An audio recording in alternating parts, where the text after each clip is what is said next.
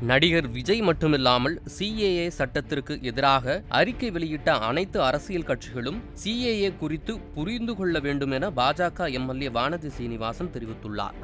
இது இங்கு இருக்கக்கூடிய எந்த ஒரு சிறுபான்மை மதத்திற்கு எதிரானது அல்ல. முழுக்க முழுக்க பக்கத்து நாடுகளில் மத ரீதியாக துன்புறுத்தப்பட்டு இந்த நாட்டிற்கு அடைக்கலமாக வந்திருக்கக்கூடிய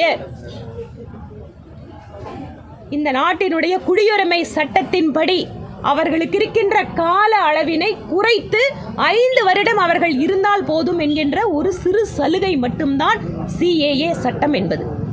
தங்களுடைய அரசியலுக்காக எதிர்க்கட்சிகள் சிறுபான்மை மக்களை தூண்டி விடுகிறார்கள் என்பதுதான் எங்களுடைய பதில். நடிகர் விஜயா அறிக்கை விடுத்திருக்காரு. நாங்கள் யாரா இருந்தாலும் சிஏ பற்றினுடைய உண்மை நிலையை நாங்கள் விளக்குகிறோம். என்னை பொறுத்த வரைக்கும் ஒரு கோரிக்கை, திறந்த மனதோடு நீங்கள் அதை பற்றி புரிந்து கொள்ளுங்கள். எடுத்தோன்னே எல்லாரும் எதிர்க்கிறாங்கன்னு நீங்கள் எதிர்க்காதீங்க. பாருங்க உள்ள என்னென்னவெல்லாம் அந்த சட்டம் சொல்கிறது, யாருக்கு எதிராக இருக்கிறது அப்படிங்கிற புரிஞ்சுட்டு நீங்க பேசுங்கன்னு சொல்றோம். செய்திகளை உள்ளது உள்ளபடி தெரிந்து கொள்ள ரெஃப்ளெக்ட் நியூஸை சப்ஸ்கிரைப் பண்ணுங்க.